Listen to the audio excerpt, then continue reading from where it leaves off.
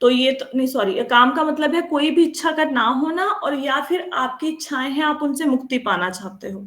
सर्व काम का मतलब है कोई भी इच्छा होना, किसी भी प्रकार की प्रकट या अप्रकट इच्छा। मोक्ष का मतलब है मोक्ष की इच्छा।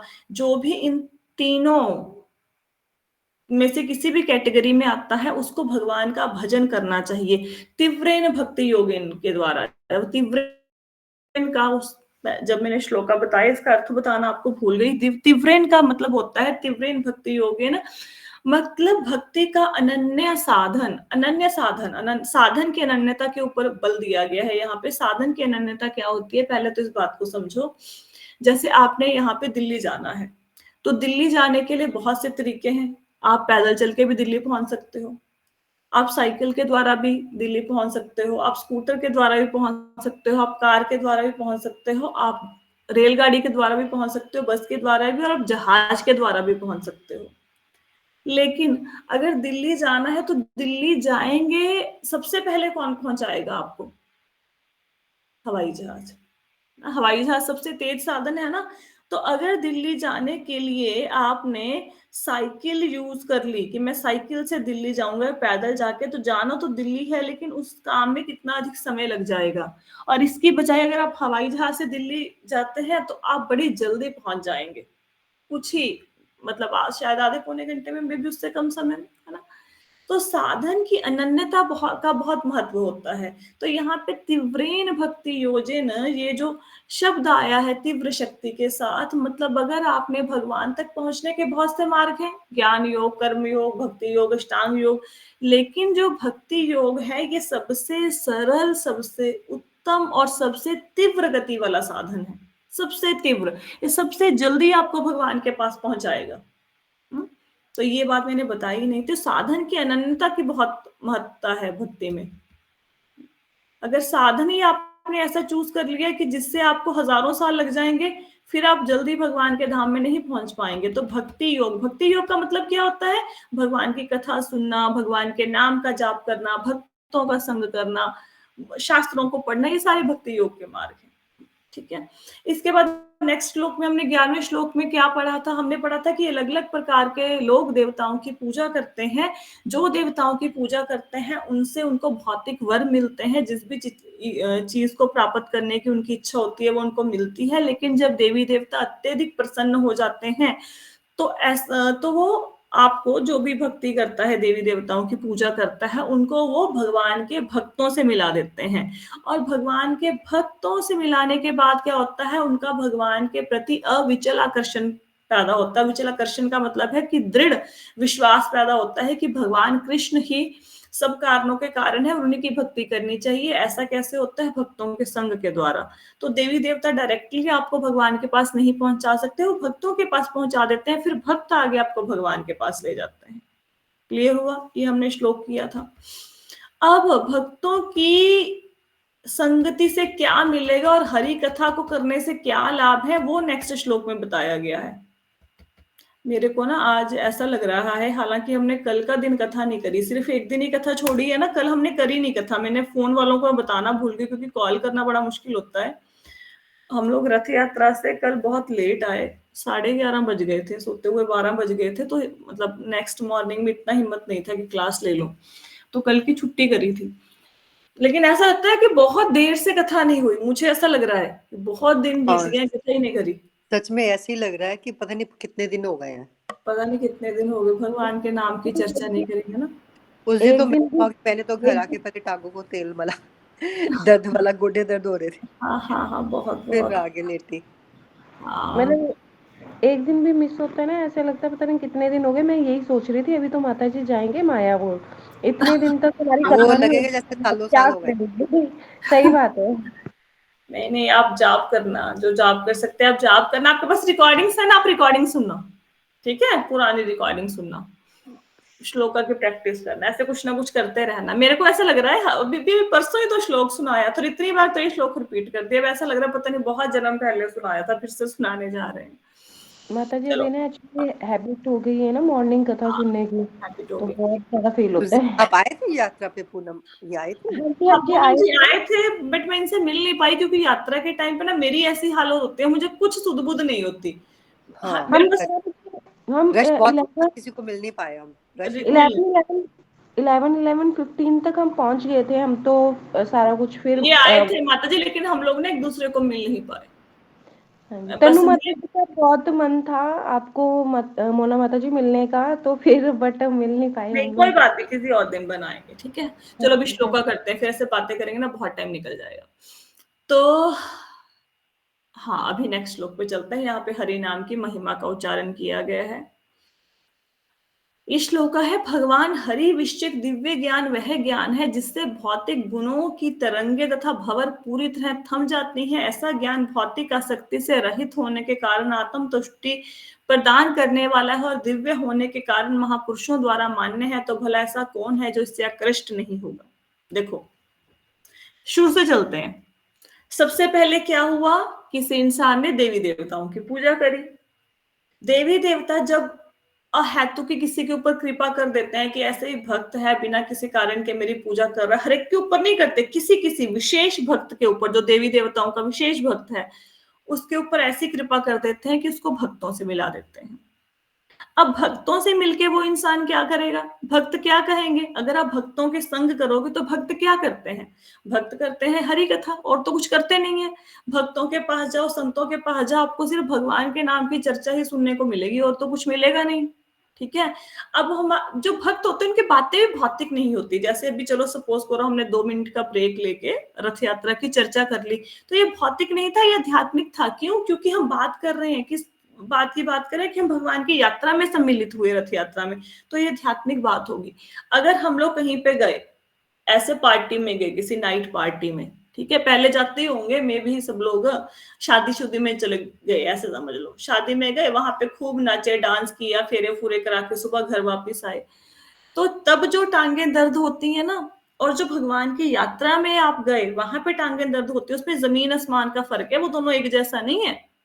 एक तो होता है वो ड्रिंक के नशे में चूर होके वो अश्लील गानों पे डांस करना, इधर उधर घूमना, उसकी बजाय अगर आप भगवान की यात्रा में सम्मिलित होकर लेग्स दर्द कर रही हैं तो बहुत बड़ी बात है। तो दोनों एक स्तर पे नहीं है। जो आध्यात्मिक बातें होती हैं उनका स्तर और होता है, भौतिक बातों का स्तर और होता है, ठीक है। भक्तों के संग में आए, भक्तों के संग में आपको हरि कथा मिली। अब देखो, अभी थोड़ी देर में जो आपने सुना कि हम लोग रथ यात्रा में गए, हमें बड़ा अच्छा लगा, तो आपका भी मन करेगा जाने का, आज नहीं तो कल आप भी सम्मिलित हो जाएंगे। अब भक्तों के संग में मिली हरि कथा, अब हरि कथा से क्या मिलेगा। देखो क्या पहले बोला, भगवान हरि विश्चित दिव्य ज्ञान वह ज्ञान है जिससे भौतिक गुणों की तरंगे तथा भंवरें पूरी तरह थम जाती हैं। अब इसको समझने की कोशिश करते हैं। भौतिक गुणों की तरंगे पूरा दिन हमारे मन में चलती रहती हैं। अब जब तक आप कथा सुनते हो 6:10 से लेके 7 बजे तक, कोई अन्य किसी प्रकार की इच्छा, कोई तनाव, कोई टेंशन, किसी प्रकार का डर, कोई चिंता, कुछ नहीं आता, कोई दर्द भी नहीं होता। अगर कोई बंदा बीमार भी पड़ा हो ना, भगवान की कथा सुन रहे हो, आपको कोई दर्द नहीं होएगा जितनी देर भगवान की कथा सुनोगे। कोई शारीरिक कष्ट, मानसिक कष्ट कुछ नहीं होता, क्योंकि सतोगुण में स्थित है। अभी सतोगुण चल रहा है ना। अब जैसे ही कथा खत्म हुई तो क्या होता है, फटाफट ब्रेकफास्ट बनाना है, बच्चों को स्कूल भेजना है, बच्चों को स्कूल भेजना है। तो कौन सा गुण उदित हो गया, रजोगुण। फिर क्या होता है, अब बच्चों को ब्रेकफास्ट बना के स्कूल भी भेज दिया, कथा भी सुन ली, जो सेवा करनी थी वो भी कर ली, अब घर पे आ गए, अब थक गए, अब हम कहते हैं कि हम सोएंगे, थोड़ी देर रेस्ट करेंगे। तो कौन सा गुण हो गया, तमोगुण शुरू हो गया। तो पूरा दिन ऐसे ही, कभी आप रजोगुण में होते हो, कभी सतोगुण में होते हो, कभी तमोगुण में होते हो, ऐसा ही चक्र चलता रहता है, ऐसा ही चक्र। जैसे सपोज आपके मन में आया, ये फ्रिज बहुत गंदा हुआ पड़ा है, इसको साफ करते हैं घर में, है ना। तो कौन सा गुण आया कि अभी आज बस इसको साफ करके रहेंगे, बहुत गंदा हो गया है। तो कौन सा गुण आया, रजोगुण, बस काम करना है, फटाफट काम करना है। या फिर किसी व्यक्ति के मन में ये आए, पड़ा है गंदा पड़ा, रहने दो, कल साफ कर लेंगे, हफ्ते बाद साफ कर लेंगे, थके पड़े हैं। तो कौन सा गुण आ गया, आलस्य का तमोगुण, ठीक है। फिर आपके मन में आए, क्या फ्रिज साफ करने को पड़ा है, चल पहले माला कर लेते हैं, थोड़ी कथा सुन लेते हैं, बाद में देख लेंगे इस काम को। फिर क्या हो गया, कौन सा गुण आ गया, सतोगुण। ठीक है। इसी प्रकार पूरा दिन कभी रजोगुण, कभी सतोगुण, कभी तमोगुण, ऐसे ही चलता रहता है। और आप ये जो गुण है, ये गुणों की तरंगे, जैसे सागर में तरंगे उठती हैं ना, लहरें उठती हैं, ऐसे कभी रजोगुण ऊपर हो जाता है, कभी तमो, कभी सतोगुण, पूरा दिन यही चलता रहता है। अब ये एक प्रकार के ना चक्कर की तरह है, जैसे गोल गोल गोल गोल चक्कर घूमता रहता है ना, जैसे कैसे कैसे समझेंगे इसको, मिक्सी में कभी वो मैंगो शेक वगैरह बनाया है ना, वो कैसे घूमता है ना चारों तरफ, है ना, ऐसे आप घूमते रहते हैं इसमें। या फिर आप एग्जांपल लो वॉशिंग मशीन की, वॉशिंग मशीन में कपड़े डालते हो ना, कभी वॉशिंग मशीन में कपड़ों को घूमते हुए देखा है, फटाफट फटाफट गोल गोल गोल गोल, है ना। तो इसी प्रकार जैसे वो कपड़े घूम रहे हैं, इसी प्रकार हम गुणों की तरंगों में घूमे जा रहे हैं, घूमे जा रहे हैं, घूमे जा रहे हैं।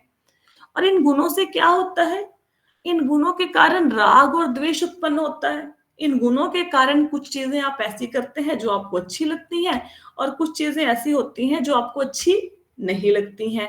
अगर आपने कोई ऐसी चीज करी जो आपको अच्छी लगती है, उसे कहते हैं राग, और अगर कोई आपने ऐसा काम किया जो आपको करना अच्छा नहीं लगता, उसको कहते हैं द्वेष।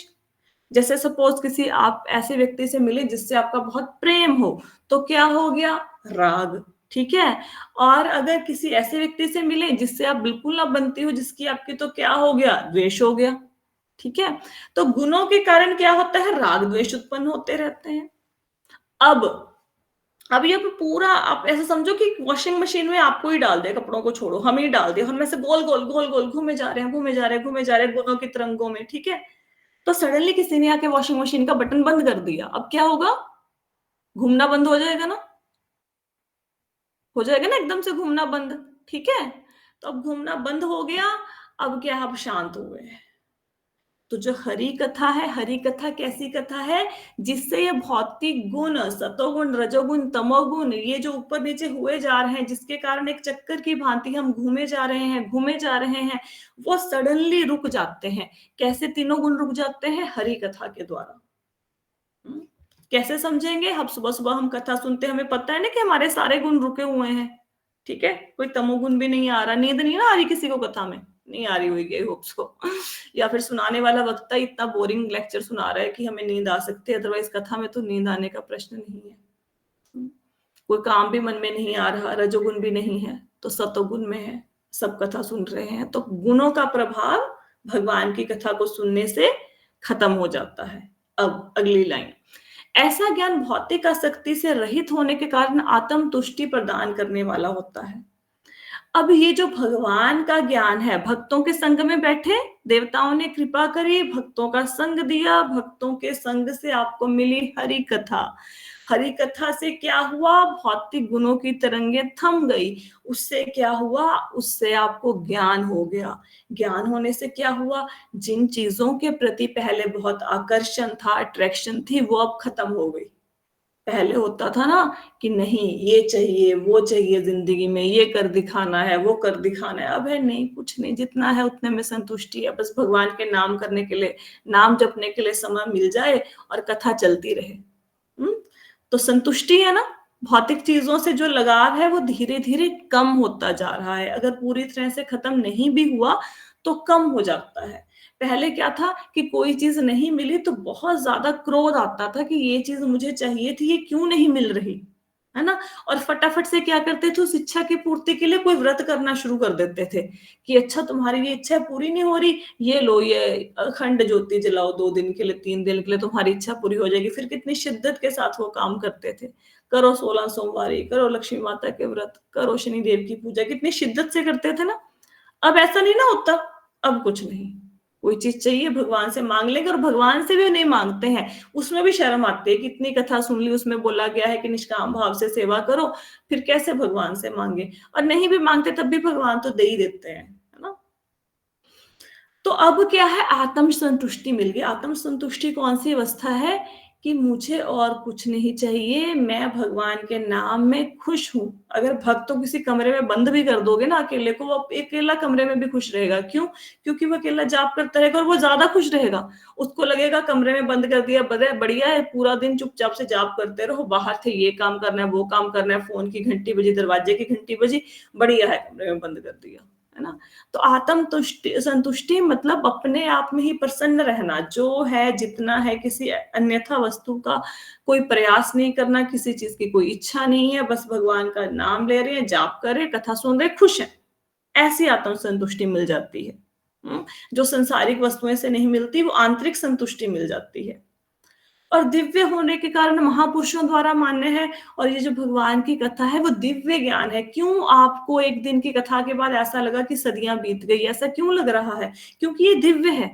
आप ये देखो, 3 साल से कथा कर रहे हैं, अप्रोक्सीमेटली 3 साल हो गए, कोई नई बात नहीं कर रहे, कोई कोई नई बात नहीं है, वही नाम जपो, माला करो, कथा सुनो, इच्छाओं को कम करो, कोई नई बात नहीं कह रहे। 3 साल से सेम बात सुनते जा रहे, सुनते जा रहे, फिर नहीं लगती है, फिर रोज मन करता है सुने। कभी आप संसारी चीजों में ऐसा सुख मिलता है? नहीं मिलता। अब गन्ना है, गन्ने को रस निकालो गन्ने का, ठीक है, मुंह में डालो, चलो गन्ना ऐसा थोड़ा सा काट के उसकी पोरी बनती है ना, वो मुंह में डालो, जब तक रस आएगा तब तक मजा आएगा। बाद में क्या करते हैं हम लोग? फेंक देते हैं कि नहीं अब रस नहीं आ रहा। ऐसे ही होता है ना, जो च्युइंगम होती है, कभी च्युइंगम खाई होगी, वो खाओ खाओ खाओ, रस आता है, जैसे फीकी हो जाती है, फिर फेंक देते हैं, है ना? ऐसे संसार के भोग होते हैं। गाड़ी चाहिए, गाड़ी चाहिए, बड़ी गाड़ी चाहिए, बड़ी गाड़ी चाहिए, गाड़ी घर पे ले आओ, 15-20 दिन के बाद सारा उसका क्रेज खत्म। घर चाहिए, घर चाहिए, घर बनाना, घर बनाना, घर बना लो। अब देखना, जब आप घर बनाते हो ना, आप एक एक चीज को ना बड़े ध्यान से देखते हो, नहीं यहाँ पे ना एक क्रैक है, टाइल अच्छी नहीं है, पर्दा, ये शीशा, ये सब देखते हैं। एक बार घर बन के मतलब बड़ी सफाई करने का मन भी करता है, नया घर लो, बड़ा बड़ा ये शीशा साफ करो, ये करो। जब उस घर में रहते हुए 2-2.5 साल हो जाते हैं तो कोई फर्क ही नहीं पड़ता, कोई फर्क नहीं पड़ता कौन सी चीज कहाँ रखी है, क्या नहीं। यू बिकम वेरी लाइक, हाँ बस ठीक है, घर है, ओके। फिर इतना कपड़ा लेके सारा दिन पीछे नहीं भागते हो। तो हर चीज का सुख एक पर्टिकुलर टाइम के बाद ना खत्म हो जाता है। बच्चों से भी जो इतना प्रेम है ना, जब आप देखते हो बच्चों की शादी होगी, वो अपने घर गृहस्थी में बिजी हैं, तो आप देखेंगे बच्चों का आपके प्रति और आपका बच्चों के प्रति आकर्षण कम हो जाएगा। अब कोई बंदा बोले आप कथा ना सुनो, मम्मी मैं आके ना सुबह आपसे बातें किया करूंगा 1 घंटा यहाँ पे इस टाइम 6 से 7, तो आप क्या बोलोगे? नहीं भाई मुझे कथा सुनने दो, बातें बाद में कर लेंगे, है ना? तो बच्चों के प्रति भी एक आसक्ति कम होती है ना। तो ये दिव्य ज्ञान है। बाकी चीजों का जो ज्ञान है वो दिव्य नहीं, इसलिए आप बोर हो जाते हो। एक गाने को गा लोगे, कितनी देर गाओगे? कोई गाना आपको बहुत अच्छा लगता है, 1 दिन 2 दिन 10 दिन 20 दिन महीना 3 साल तक एक गाना गा सकते हो रोज रोज रोज? पागल हो जाओगे, क्योंकि वो दिव्य नहीं है। भगवान की कथा दिव्य है और महापुरुषों के द्वारा मान्य है, प्रमाणिक है। जैसे होता है ना, मतलब बोनाफाइड यूनिवर्सिटी होती है कोई, है ना, मान्यता प्राप्त यूनिवर्सिटी, एफिलेटेड। तो इसी प्रकार ये महापुरुषों द्वारा मान्य है कि हरि कथा से दिव्य ज्ञान होता है, हरि कथा से भगवान की भक्ति बढ़ती है, संतुष्टि आती है, जन्म मृत्यु का चक्कर खत्म होता है। मोहर लगी हुई है इस हरि कथा के ऊपर। तो इतना सब होने के बाद भी ऐसा कौन सा मूर्ख व्यक्ति है जो हरि कथा को नहीं सुनना चाहेगा? कौन नहीं सुनना चाहेगा बताओ? जिसने हरि कथा का स्वादन कभी किया ही नहीं। अब इतने लोग हैं ग्रुप में, सारे कथा क्यों नहीं सुनते? क्योंकि उन्होंने कभी टेस्ट ही नहीं किया। एक बार टेस्ट कर लेंगे फिर नहीं छोड़ेंगे, लेकिन टेस्ट ही नहीं किया। जैसे आप कहते हो ना कि भाई मुझे ये चीज खानी बहुत पसंद है, तो आप बोलते हो अच्छा मिठाई खानी पसंद है, अरे तुमने कभी रसगुल्ला खाया है? इतनी अच्छी मिठाई होती है ना, वो खाओगे ना सब मिठाइयों से मन भर जाएगा। तो आप बोलोगे अच्छा रसगुल्ला खाने से ऐसा होगा? वो आप बोलोगे नहीं मैंने तो खाया था पर मुझे तो कुछ खास नहीं लगा। तो आप बोलोगे नहीं आपने वैसा नहीं खाया होगा जैसे मैं बता रहा हूँ। जैसे कोई पंजाबी बंदा है ना, अब कोई साउथ इंडियन बंदा आपको साग बना के खिलाए किसी पंजाबी बंदे को, तो आपको मजा नहीं आएगा। क्यों? क्योंकि वो आपका एक टेस्ट है, आपको बनाने का एक तरीका है। नॉर्थ इंडियंस को वो जो बनाएगा वो साउथ इंडियन कभी नहीं बना पाएगा। और जब नॉर्थ इंडियन बंदे जो इडली ढोकला बनाएंगे, सांभर बनाएंगे, वो साउथ इंडियंस जैसा हम बना ही नहीं सकते। नहीं बना सकते ना? हाँ, कोशिश कर सकते हैं। तो इसी प्रकार कौन बंदा ये स्वाद चखना नहीं चाहेगा जिसने ना तो हरि कथा का कभी श्रवण किया है, या फिर श्रवण तो कर लिया पर उस ढंग से नहीं किया जिस ढंग से करना चाहिए था। जैसे साउथ इंडियन ने बेचारे ने साग तो बना लिया लेकिन वैसा नहीं बनाया जैसा पंजाबी बना सकता है, या फिर हमने इडली ढोकला तो बना लिया पर वैसा नहीं बनाया जैसा साउथ इंडियन बना सकते हैं। वो तो हमारे पंजाब में आएंगे, वो तो बोलेंगे ये इडली इडली नहीं है आपकी, सांबर सांबर ही नहीं है। ऐसा थोड़ा ना होता है जैसे आप बनाए जा रहे हो, क्योंकि हम अपने टेस्ट का एक टच दे देते हैं। तो हरि कथा का स्वादन नहीं किया। किसी ने सुना भी है ना, ऐसे कभी कभी जूम में आपने देखा होगा कोई नया सा नाम आ जाता है, वो एक दिन सुनते हैं फिर गायब हो जाते हैं, फिर कभी आते ही नहीं जूम पे या गूगल मीट पे, कभी नहीं आते हैं कथा सुनने। या कुछ लोगों को आपने देखा भी होगा, कथा सुन रहे थे फिर सडनली गायब हो जाते, फिर कभी जिंदगी भर नहीं आएंगे। क्यों? क्योंकि उन्होंने टेस्ट नहीं किया उस चीज को, उसको वैसे टेस्ट नहीं किया जैसे हम लोग कर रहे हैं। जो हमने अभी श्लोक पढ़े थे ना पहले अध्याय में, फर्स्ट कैंटो में, फर्स्ट चैप्टर में, कि भाई इस कथा को पियो, तो तब ऐसा लगता था कैसे पिए, कोई ग्लास में डाल के थोड़ा ना हरी कथा को पी सकते हैं। लेकिन अब पता लग रहा है कि पीने का मतलब क्या होता है। पीने का मतलब होता है एक एक शब्द को आस्वादन लेना, उसको टेस्ट करना, एक एक शब्द को। कई बार ऐसा होता है ना कि आपके पास कोई अच्छी सी वस्तु आ जाए, जैसे सपोज आपको कोई बंदा खीर दे दे, बहुत टेस्टी खीर, जैसे मंदिर में सुबह जो मिलता है भोग, जो मंगला आरती पे, वैसी खीर कहीं नहीं मिल सकती दुनिया में, मैं सच्ची बता रही हूँ। कभी वहां पे जाके प्रसाद लेना मंगला आरती के बाद जो वो बनाते हैं, तो उसको ना आप धीरे धीरे करके खाते हो, एकदम से नहीं खाते हो, क्योंकि आपको होता है धीरे धीरे टेस्ट ले लेके खाएं, है ना, और मिले भी थोड़ा सा। तो इसी प्रकार जो हरि कथा है, जो एक बार इसने चख लिया ना, अच्छे से स्वाद कर लिया, फिर उसको और चीजों में मन नहीं लगेगा। ठीक है, तो कौन बंदा कृष्ण नहीं होगा हरि कथा से, बताइए। श्लोका समझ आया? आगे चलें। जब मैंने ये सेशन शुरू किए थे ना, तो मुझे ऐसा था कि मैं ओवरव्यू कर करके ना साल के भर में भागवतम खत्म कर दूंगी, ज्यादा से ज्यादा 2 साल में, मतलब इस ग्रंथ को हम कंप्लीट कर देंगे। अब ऐसा मन नहीं करता, वैसा मन करता है कि रोज पढ़ो, अच्छे से पढ़ो, समझ के पढ़ो, कोई बात नहीं, टाइम लग जाएगा, क्या फर्क पड़ता है। शौनक उवाच, अब शौनक ऋषि कह रहे हैं, अब कथा कहाँ हो रही है, फिर से पुराने सीन पे आओ। कथा हो रही है नैमिषारण्य में। कौन सुना रहे हैं? सूत गोस्वामी। किसको सुना रहे हैं? 88,000 ऋषियों को। ऋषियों के हेड कौन है? शौनक मुनि। ठीक है, कौन सी कथा सुना रहे हैं? जो सुखदेव गोस्वामी ने परीक्षित महाराज को सुनाई थी। अब शौनक ऋषि पूछते हैं, शौनक ने कहा, व्यास पुत्र शील सुखदेव गोस्वामी अत्यंत विद्वान ऋषि थे और बातों को काव्य में ढंग से प्रस्तुत करने में सक्षम थे। जो कुछ उन्होंने कहा उसे सुनने के बाद महाराज परीक्षित ने उनसे और क्या पूछा। तो शौनक मुनि कह रहे हैं कि जो सुखदेव जी महाराज हैं, सुखदेव गोस्वामी है, वो बहुत विद्वान थे, और उनकी सबसे महत्वपूर्ण गुण का, उनका सबसे बेस्ट गुण क्या था। हालांकि भगवान के जो भक्त होते हैं ना, उसमें 26 गुण होते हैं भक्तों में।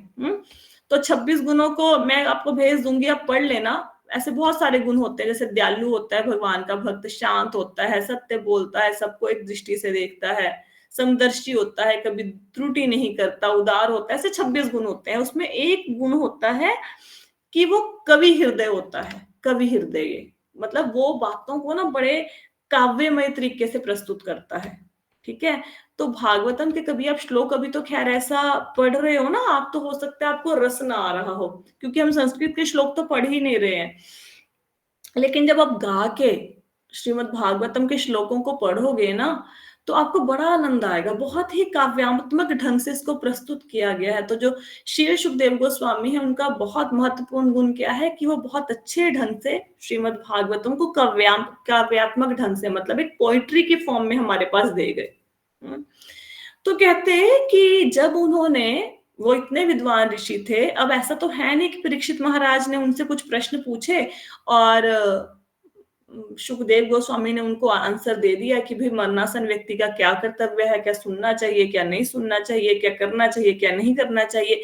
जब इन सारे प्रश्नों का उत्तर सुखदेव गोस्वामी ने दे दिया, ऐसा तो हुआ नहीं होगा कि उसके बाद सुखदेव गोस्वामी चले गए और परीक्षित महाराज फिर बैठ गए ना, उन्होंने और भी हरि कथा की होगी। तो कहते हैं, आप मुझे बताइए, आप हम सब लोगों को बताइए कि जब परीक्षित महाराज को उनके प्रश्नों का उत्तर मिल गया, उन्होंने आगे क्या पूछा, क्योंकि वो और कथा सुनना चाहते हैं, और कथा सुनना चाहते हैं। अब देखो, अगर मैं मतलब ऐसा बोल लूं कि कर से कथा नहीं होगी, है ना, तो कैसा लगता है? ऐसा लगता है किसी ने सिर पे बम ही फोड़ दिया। क्यों नहीं होगी कथा? कथा तो रोज होनी चाहिए, है ना। तो इसीलिए शौनक मुनि भी प्रश्न पूछ रहे हैं कि और क्या क्या बातें हुई, हमें सारी बातें बताओ, उत्कंठा है अंदर से और जानने की। तो पूछ रहे हैं और क्या क्या प्रश्न किए परीक्षित महाराज ने, और क्या क्या वार्ता वहां पे हुई। क्योंकि जब दो भगवान के भक्त मिलते हैं तो क्या होता है? हरि कथा, भगवान की चर्चा होती है और कोई बात नहीं होती। तो पूछ रहे हैं और क्या क्या बातें हुई दोनों के बीच में, परीक्षित महाराज और सुखदेव गोस्वामी के बीच में। आगे कहते हैं, हे विद्वान सूत गोस्वामी, आप हम सबों को ऐसी कथाएं समझाते रहें क्योंकि हम सुनने के उत्सुक हैं। इसके अतिरिक्त ऐसी कथाएं जिनसे भगवान हरि के विषय में विचार विमर्श हो सके, भक्तों की सभा में अवश्य ही कहीं सुनी जाए। तो कह रहे हैं, सूत गोस्वामी से प्रार्थना कर रहे हैं कि भगवान की कथाओं को आप सुनाते रहें, सुनाते रहें। जैसे हम लोग सुबह कहते हैं ना, भगवत गीता हमने जब समाप्त करी तो बड़ी टेंशन पड़ गई सबको कि भाई अब क्या, अब आगे क्या शुरू करेंगे, आगे सुनना है, कुछ और सुनाओ। अब भागवतम भी हो जाएगा, फिर ऐसे मन करेगा अब कुछ और सुनाइए, है ना। तो कहते हैं आप हमें कथाओं को सुनाते रहें, सूत गोस्वामी को बोल रहे हैं, क्योंकि हमें बड़ी इच्छा है कथा को सुनने की। हम्म। तो कहते जब भक्त आपस में मिलते हैं ना, तो भक्तों की सभा में कथाएं होती हैं भगवान की, तो हरि के विषय की, भगवान के विषय की चर्चा होती है। तो ऐसे भक्तों की कथाएं, उनके बीच में जो बातें हुई वो जरूर सुननी चाहिए। आगे चलते हैं।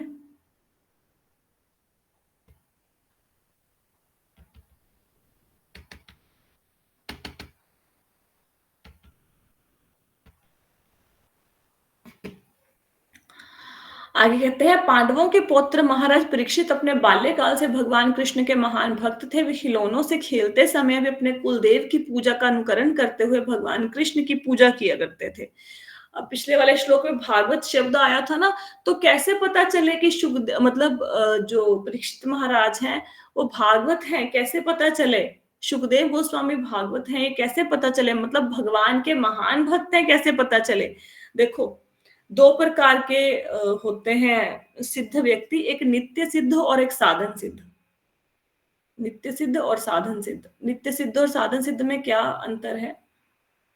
जो नित्य सिद्ध होते हैं उनका जन्म ऐसे परिवार में होता है जहां पे ऑलरेडी भक्ति पहले से चल रही होती है। किसी ऐसे परिवार में जन्म लेना जो पहले से धार्मिक हो, और उस परिवार में जन्म लेके अगर कोई बच्चा बाल्यकाल से ही, छोटी उम्र से ही भक्ति करनी शुरू कर दे, भगवान की कथाओं में आनंद जिसको आने लगे, इट मीन्स वो नित्य सिद्ध है, वो ऑलरेडी मुक्त है, सिद्ध है बाय डिफॉल्ट। मतलब कहते हैं इनबिल्ट फंक्शन है उसके अंदर, पहले से ये गुण है कि वो नित्य सिद्ध है। दूसरा होता है साधन सिद्ध। अब नित्य सिद्ध कोई बंदा ऐसे परिवार में जन्म नहीं लिया जहां पे भक्ति होती हो, जो उसने भी बचपन से भक्ति की कोई उसमें ऐसे आदत नहीं थी, लेकिन जब वो व्यक्ति किसी ऐसे व्यक्ति से मिला जो कि नित्य सिद्ध था, जो शुरू से भगवान की भक्ति में लगा हुआ था, तो उसको देखते देखते उसके मन में आ गया कि मुझे भी भक्ति करनी चाहिए। तो वो जो भक्ति करके भगवान की प्राप्ति करेगा उसको बोलेंगे साधन सिद्ध। नित्य सिद्ध जो बचपन से ही मुक्त आत्मा है, और साधन सिद्ध जो नित्य सिद्धों के साथ रह रह के या बाद में परिवर्तन कर करके मुक्त होने का प्रयास करते हैं। तो परीक्षित महाराज का जन्म देखो, वो जो नित्य सिद्ध होते हैं वो महाभागवत होते हैं, ठीक है।